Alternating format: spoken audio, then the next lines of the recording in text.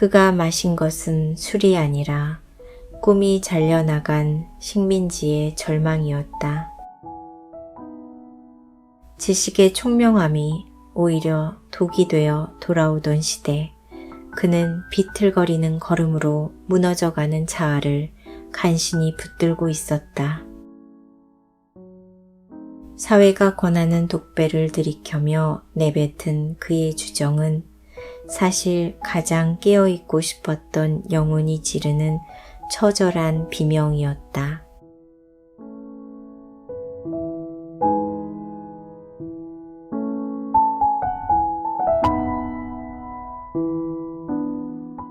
술 권하는 사회, 현, 진, 건.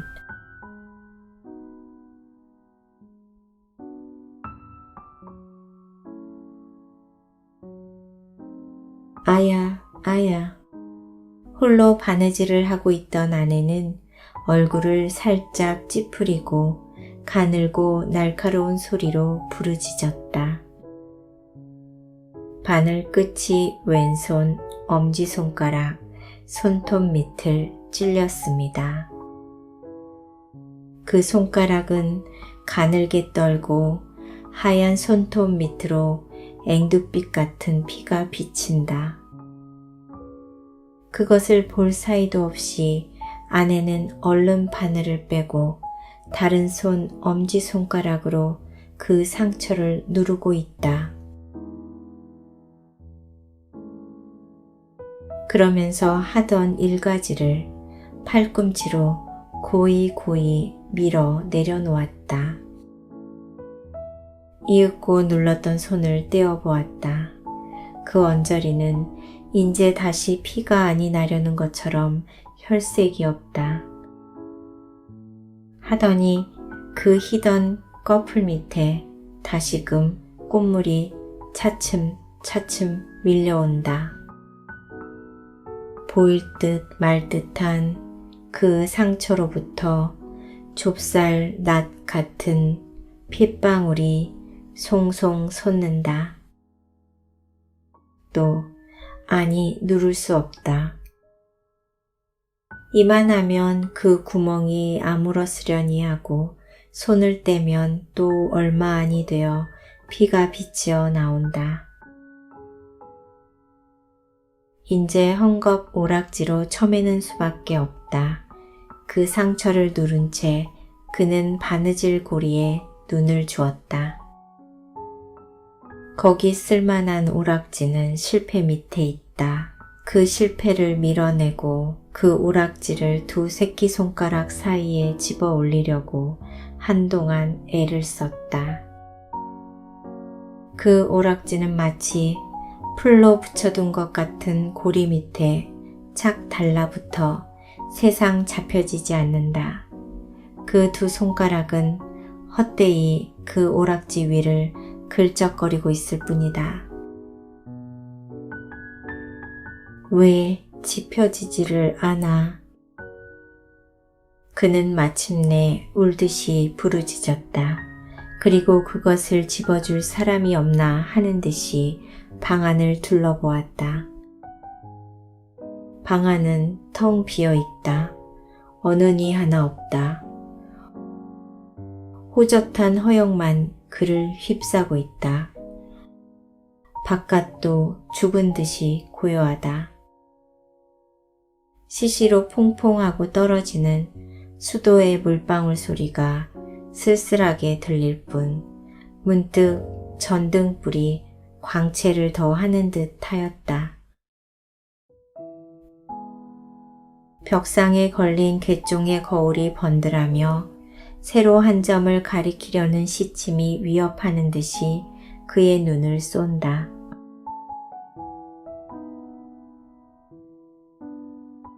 그의 남편은 그때껏 돌아오지 않았었다. 아내가 되고 남편이 된 지는 벌써 오랜 일이다. 어느덧 7, 8년이 지냈으리라. 학원만 같이 있어 본 나를 헤아리면 단 1년이 될락말락한다. 막 그의 남편이 서울서 중학을 마쳤을 때 그와 결혼하였고 그러자마자 고만 동경에 부급한 까닭이다. 거기서 대학까지 졸업을 하였다. 이 길고 긴 세월에 아내는 얼마나 괴로웠으며 외로웠으랴.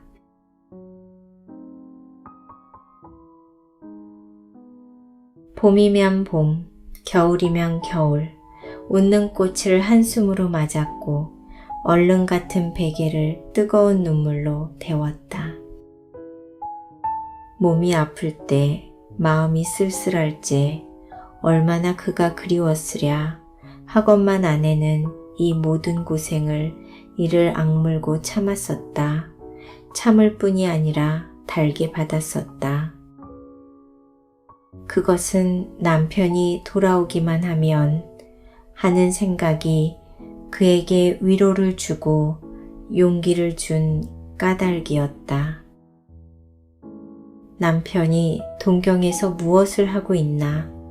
공부를 하고 있다. 공부가 무엇인가 자세히 모른다. 또 알려고 애쓸 필요도 없다. 어찌하였든지 이 세상에 제일 좋고 제일 귀한 무엇이라 한다. 마치 옛날 이야기에 있는 도깨비의 부자 방망이 같은 것이오니 한다. 옷 나오라면 옷 나오고 밥 나오라면 밥 나오고 돈 나오라면 돈 나오고 저 하고 싶은 무엇이든지 청해서 아니 되는 것이 없는 무엇을 동경에서 얻어가지고 나오려니 하였었다.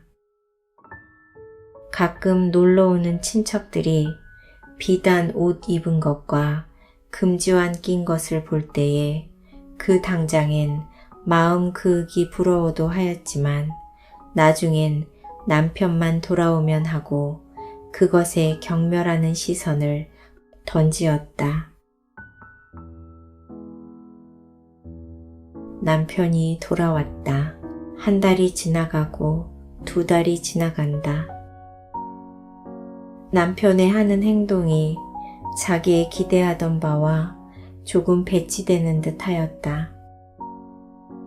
공부 아니한 사람보다 조금도 다른 것이 없었다.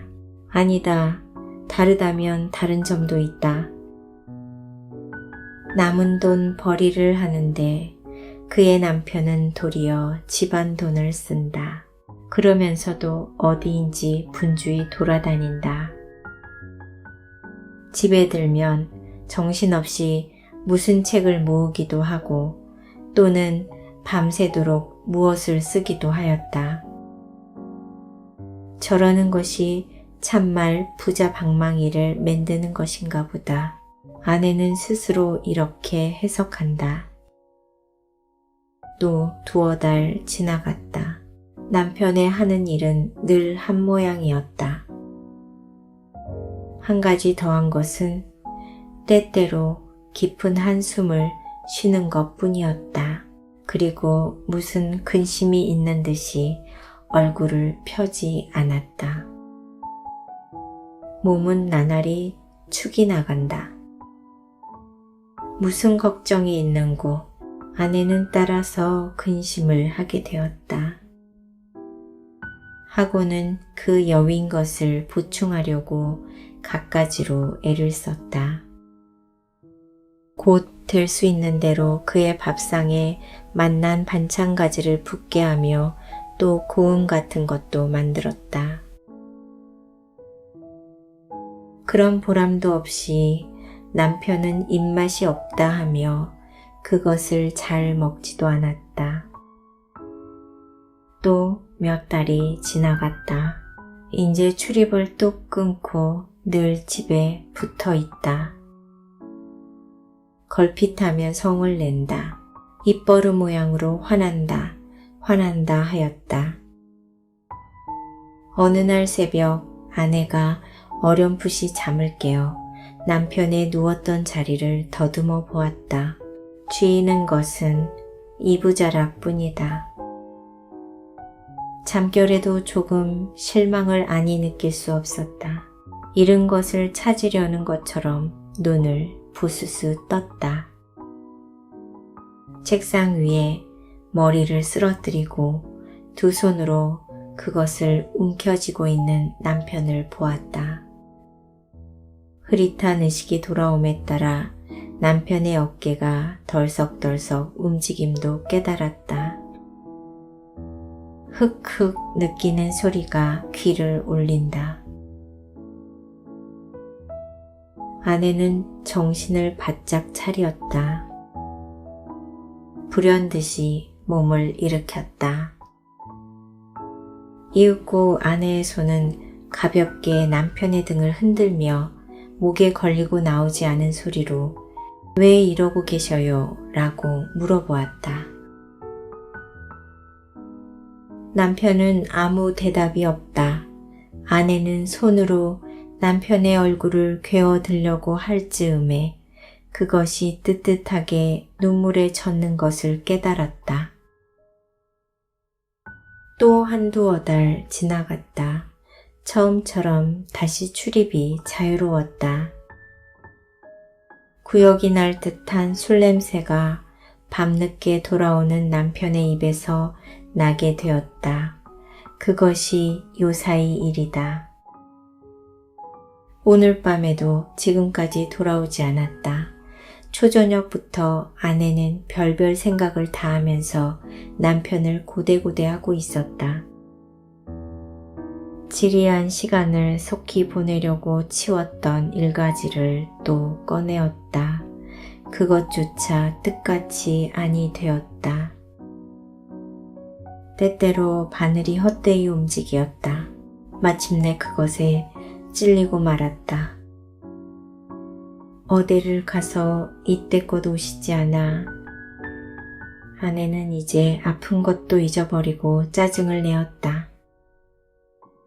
잠깐 그를 떠났던 공상과 환영이 다시금 그의 머리에 떠돌기 시작하였다. 이상한 꽃을 수놓은 흰 보이에 맛난 요리를 담은 접시가 번쩍인다. 여러 친구와 술을 권커니 잡거니 하는 광경이 보인다. 그의 남편은 미친 듯이 껄껄 웃는다. 나중에는 검은 휘장이 스르르 하는 듯이 그 모든 것이 사라져 버리더니 낭자한 요리상만이 보이기도 하고 술병만 희게 빛나기도 하고 아까 그 기생이 한 팔로 땅을 짚고 진저리를 쳐가며 웃는 꼴이 보이기도 하였다.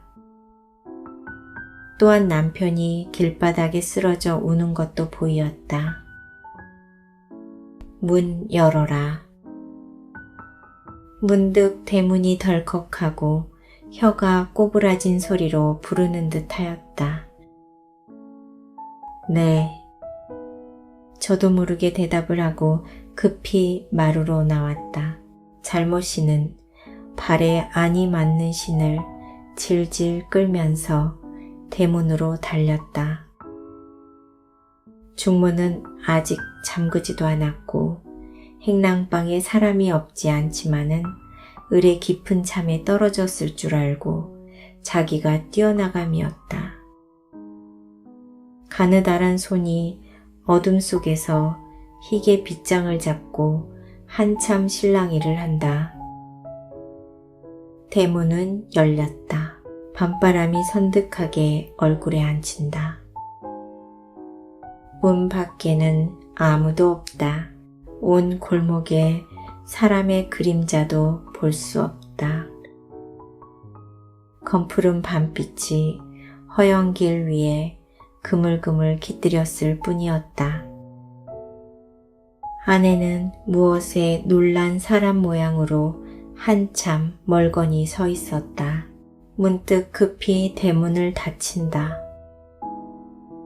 마치 그 열린 사이로 악마나 들어올 것처럼.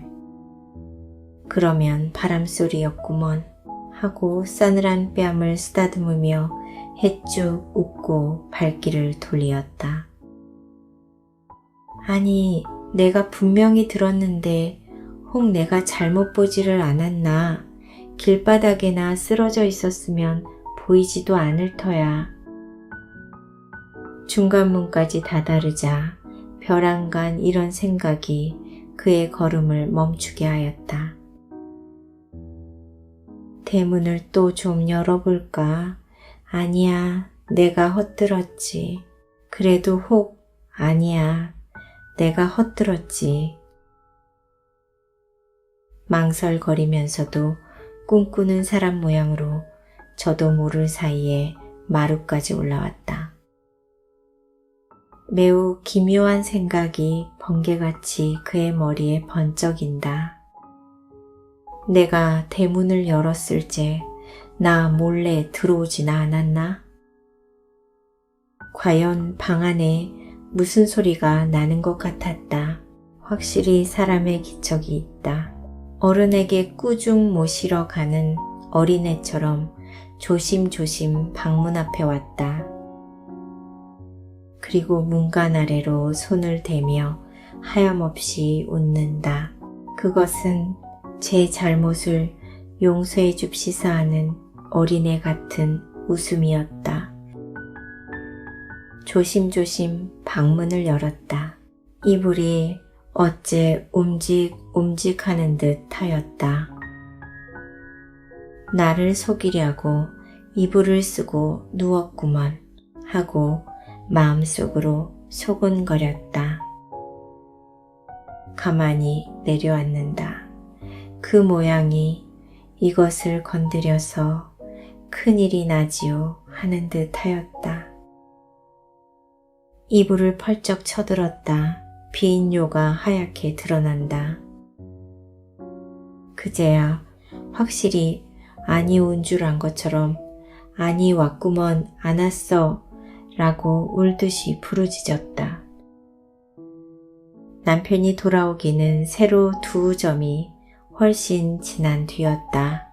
무엇이 털썩하는 소리가 들리고 잇따라 아씨 아씨 라고 부르는 소리가 귀를 때릴 때에야 아내는 비로소 아직도 앉았을 자기가 이불 위에 쓰러져 있음을 깨달았다. 기실 잠기 어두운 할멈이 대문을 열었으리만큼 아내는 깜빡 잠이 깊이 들었었다. 하건만 그는 몽경에서 방황하는 정신을 당장에 수습하였다. 2번 얼굴을 쓰다듬자마자 불현듯 밖으로 나왔다.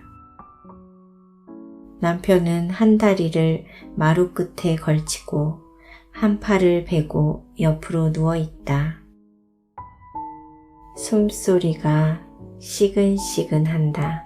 막 구두를 벗기고 일어나 할멈은 검붉은 상을 찡그려 붙이며 어서 일어나 방으로 들어가세요 라고 한다. 응, 일어나지. 나리는 혀를 억지로 돌리어 코와 입으로 대답을 하였다. 그래도 몸은 꿈쩍도 않는다. 도리어 그 객에 풀린 눈을 자려는 것처럼 스르르 감는다. 아내는 눈만 비비고 서 있다.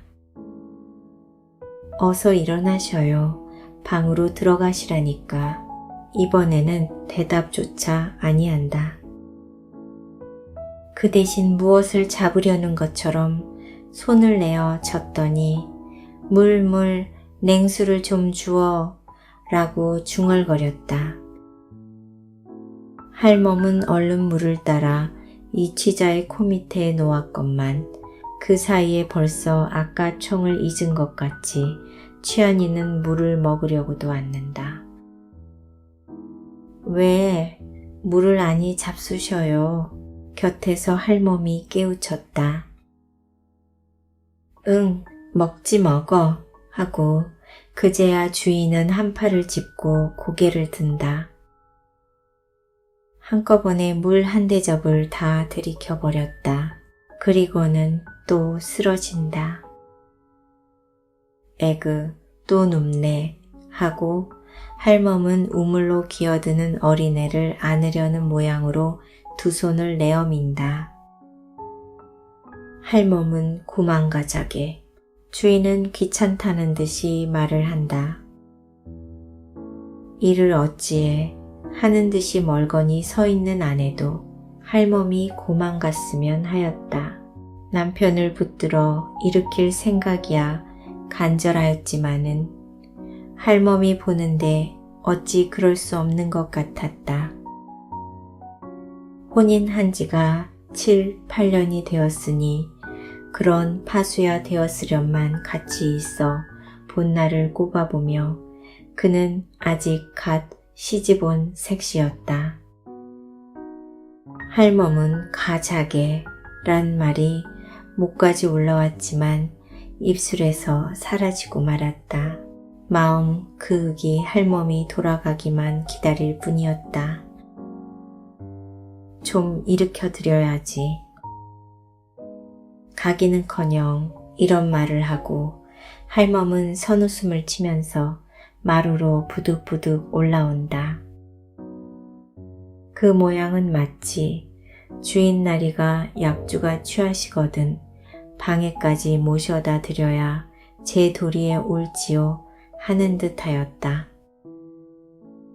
자, 할멈은 아씨를 보고 히히 웃어가며 나리의 등 밑으로 손을 넣는다.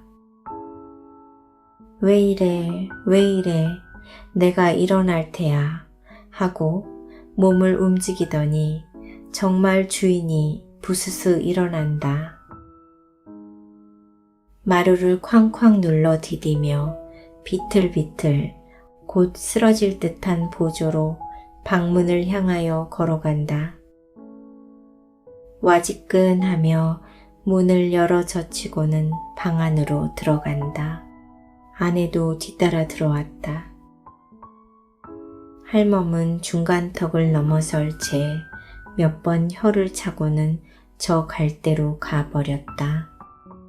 벽에 엇비슷하게 기대어 있는 남편은 무엇을 생각하는 듯이 고개를 숙이고 있다. 그의 말라붙은 관자놀이에 펄떡거리는 푸른 맥을 아내는 걱정스럽게 바라보면서 남편 곁으로 다가온다. 아내의 한 손은 양복 깃을, 또 한 손은 그 소매를 잡으며 화한 목소리로 자, 벗으셔요 하였다. 남편은 문득 미끄러지는 듯이 벽을 타고 내려앉는다. 그의 쭉 뻗친 발끝에 이불자락이 저리로 밀려간다. 에그, 왜 이리 하셔요? 벗자는 옷은 아니 벗으시고. 그 서슬에 넘어질 뻔한 아내는 애달프게 부르짖었다. 그러면서도 같이 따라앉는다. 그의 손은 또 옷을 잡았다. 옷이 구겨집니다. 제발 좀 벗으셔요. 라고 아내는 애원을 하며 옷을 벗기려고 애를 쓴다. 하나, 취한 이의 등이 천근같이 벽에 척 들러붙었으니 벗겨질 리가 없다. 애를 쓰다 옷을 놓고 물러앉으며 원참 누가 술을 이처럼 권하였노? 라고 짜증을 낸다. 누가 권하였노? 흥. 남편은 그 말이 몹시 귀에 거슬리는 것처럼 곱씹는다. 그래, 누가 권했는지 마누라가 좀 알아내겠소 하고 낄낄 웃는다. 그것은 절망의 가락을 띤 쓸쓸한 웃음이었다. 아내도 따라 방긋 웃고는 또 옷을 잡으며 자, 옷이나 먼저 벗으셔요. 이야기는 나중에 하지요. 오늘 밤에 잘 주무시면 내일 아침에 아르켜 드리지요. 무슨 말이야, 무슨 말이야. 왜 오늘 일을 내일로 미루어? 할 말이 있거든 지금 해. 지금은 약주가 취하셨으니 내일 약주가 깨시거든 하지요. 무엇? 약주가 취해서 하고 고개를 절레절레 흔들며 천만에 누가 술이 취했단 말이오. 내가 공연히 이러지 정신은 말똥말똥하오. 꼭 이야기하기 좋을 만해. 무슨 말이든지 자. 글쎄 왜 못 잡수시는 약주를 잡수셔요. 그러면 몸에 축이 나지 않아요. 하고 아내는 남편의 이마에 흐르는 진땀을 씻는다. 이 취자는 머리를 흔들며 아니야, 아니야, 그런 말을 듣자는 것이 아니야 하고 아까 일을 추상하는 것처럼 말을 끊었다가 다시금 말을 이어 옳지, 누가 나에게 술을 권했단 말이요. 내가 술이 먹고 싶어서 먹었단 말이요. 자시고 싶어 잡수신 건 아니지요. 누가 당신께 약주를 권하는지 내가 알아낼까요? 첫째는 화증이 술을 권하고 둘째는 하이칼라가 약주를 권하지요. 아내는 살짝 웃는다. 내가 어지간히 알아맞혔지요 하는 모양이었다. 남편은 고소한다. 틀렸소. 잘못 알았소. 화증이 술을 권하는 것도 아니고 하이칼라가 술을 권하는 것도 아니요. 나에게 술을 권하는 것은 따로 있어. 마누라가 내가 어떤 하이칼라한테나 홀려다니거나 그 하이칼라가 늘 내게 술을 권하거니 하고 근심을 했으면 그것은 헛걱정이지.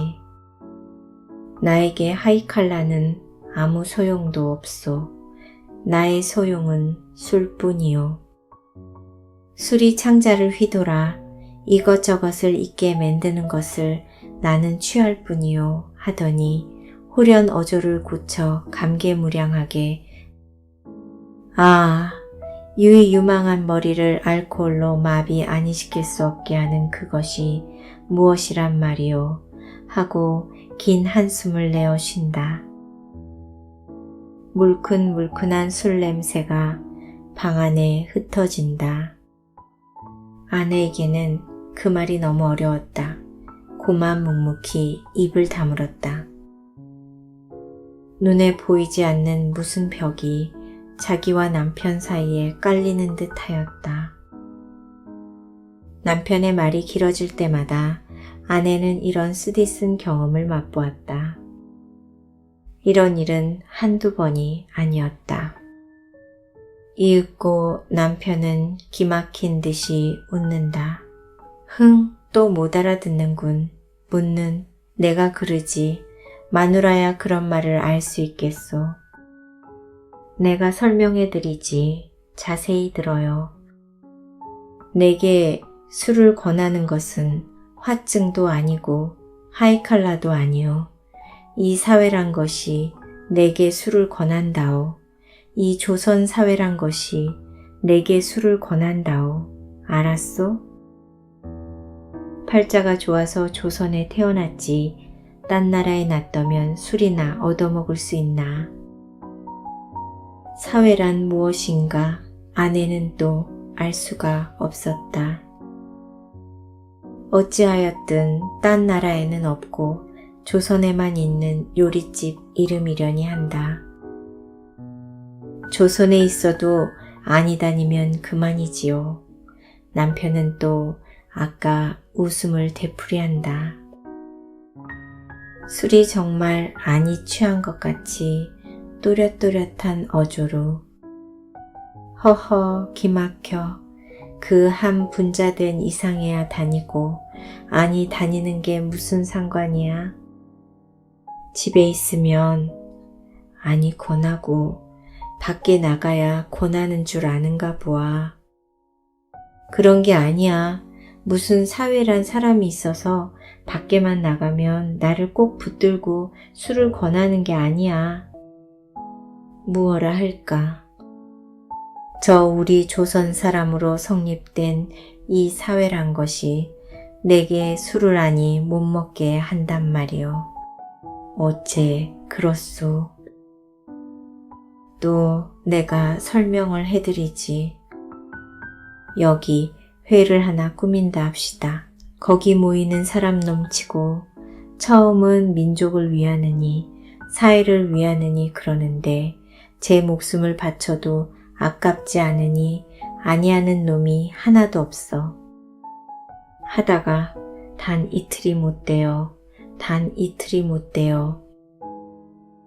한층 소리를 높이며 손가락을 하나씩 둘씩 꼽으며 되지 못한 명예 싸움, 쓸데없는 지위, 다툼질. 내가 옳으니, 내가 그르니, 내 권리가 많으니, 내 권리 적으니. 밤낮으로 서로 찢고 뜯고 하지. 그러니 무슨 일이 되겠소? 회뿐이 아니라 회사이고 조합이고 우리 조선놈들이 조직한 사회는 다 그 조각이지. 이런 사회에서 무슨 일을 한단 말이오.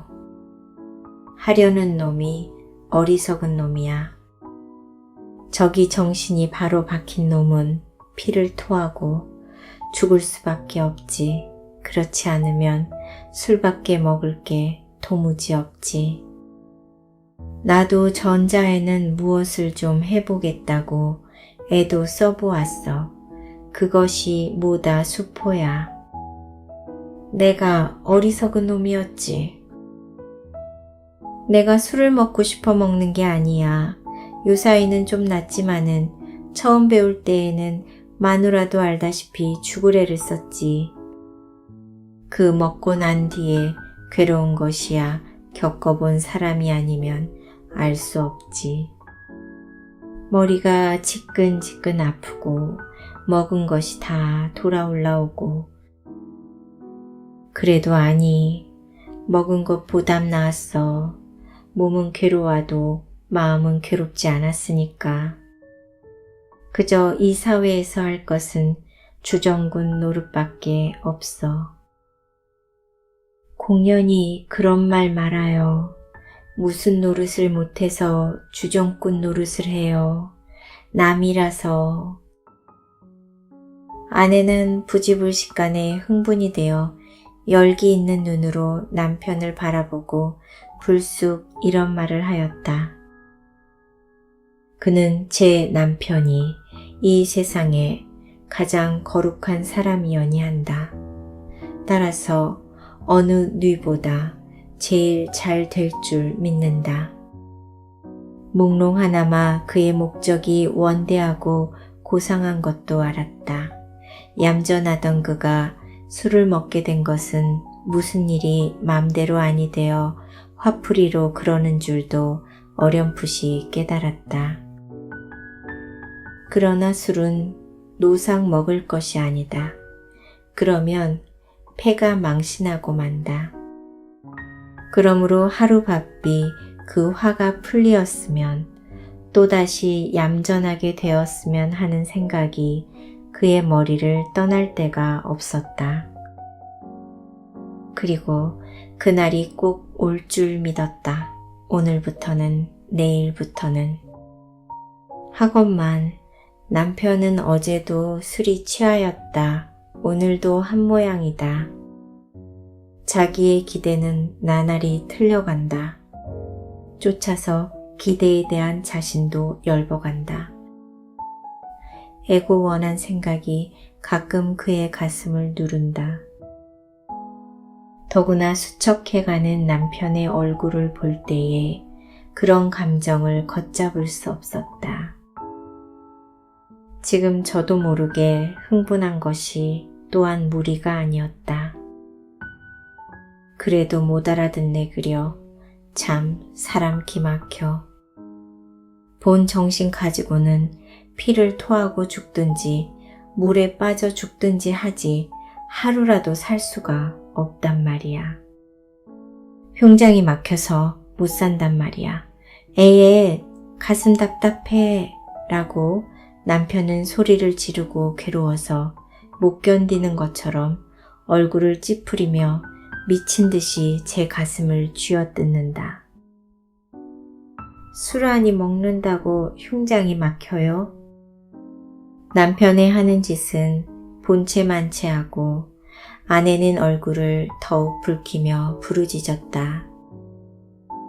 그 말에 몹시 놀란 것처럼 남편은 어이없이 아내의 얼굴을 바라보더니 그 다음 순간에는 말할 수 없는 고뇌의 그림자가 그의 눈을 거쳐간다.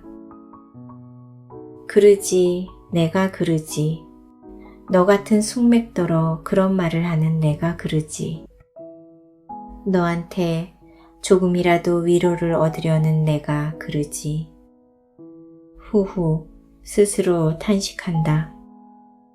아, 답답해. 문득 기막힌 듯이 외마디 소리를 치고는 벌떡 몸을 일으킨다. 방문을 열고 나가려 한다. 왜 내가 그런 말을 하였던고? 아내는 불시에 후회하였다. 남편의 저고리 뒷자락을 잡으며 안타까운 소리로 왜 어디로 가셔요? 이 밤중에 어디를 나가셔요? 내가 잘못하였습니다. 이제는 다시 그런 말을 아니하겠습니다. 그러게 내일 아침에 말을 하자니까. 듣기 싫어. 놓아요 하고 남편은 아내를 떠다 밀치고 밖으로 나간다.